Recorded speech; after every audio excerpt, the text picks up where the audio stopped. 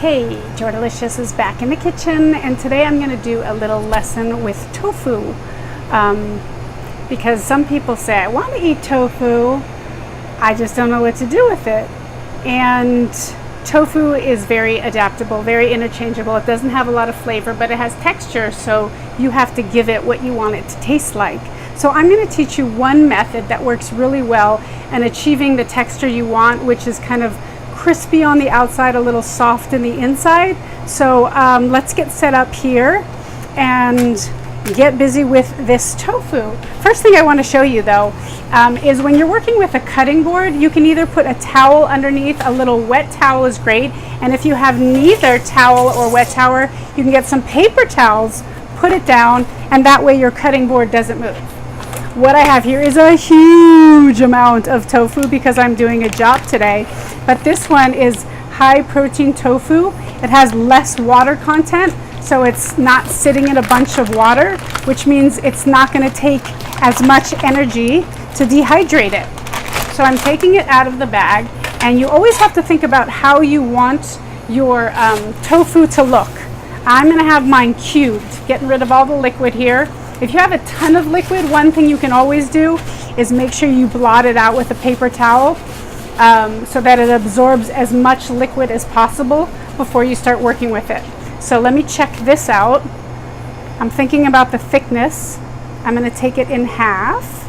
Like I said, this is a huge amount of tofu. You would probably have maybe a quarter of this going all the way down in the middle.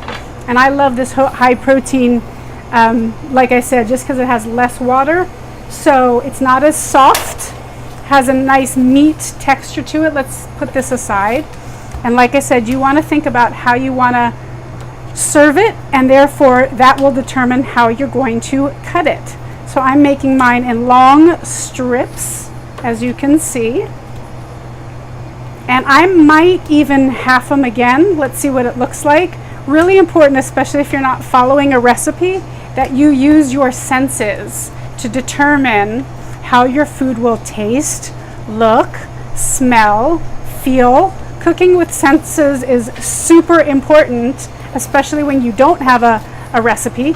Actually, I don't need to cut it again. I'm going to cut it in big cubes. This is going to be for my salad bar. So as you can see, they're nice even cubes. You want to cut them all the same. I'm going to put it in a strainer just in case there's any liquid that needs to come out so it can strain.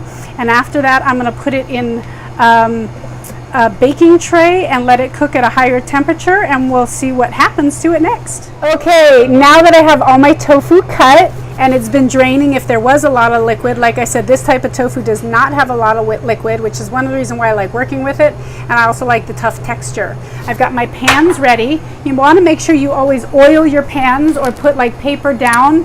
I'm using an allergy-free spray here, and I'm going to spray my pans so that nothing sticks to it. We definitely don't want it to be sticky, and we don't want to put a lot of ingredients on this first. We're just kind of, remember, you're just trying to dehydrate your tofu. It's really important when you're like browning or roasting anything that you leave your food items having enough space to receive the heat, the love, so that the browning action happens. If there's too much on this tray, what ends up happening is it begins to steam. Now I don't want to put salt on this now because salt will bring out the moisture, bam, and I want it to get more brown. So what I'm going to do is use my spray again and cover the top layer. So now there's oil on the top and the bottom, and I'm going to put it in the oven, and I'm going to watch it till it browns slightly, and 375, 400 is a good temperature. Maybe like 15 minutes. Give it a shake every now and then if you see it browning on the bottom, and get it to move around until you see the color and consistency and texture and all that goodness that you want come into fruition. So my tofu looks great. I took it out of the oven. Again, you just have to watch it and keep tossing it till it browns on all sides, but the texture is perfect. It's exactly what I wanted. It dried out all the moisture. It could do anything you want now. It could take any flavor. You can use it for salads. You can use it for a stir fry. The beauty is when you have it, you can just cook it off, and then that can be your inspiration to make it part of your meal. And then I have my Asian salad dressing. I'm going to toss this tofu in here. I would not toss it ahead of time because it has vinegar and you don't want it to go rancid. Or you can just toss it in sesame oil, a little soy sauce, whatever's to your liking, just to give it a little bit of flavor. Or if you don't want any of those, just put some salt and pepper, and then you can store it in this Ziploc bag or a container, leave it in the refrigerator, and eat it upon needed protein.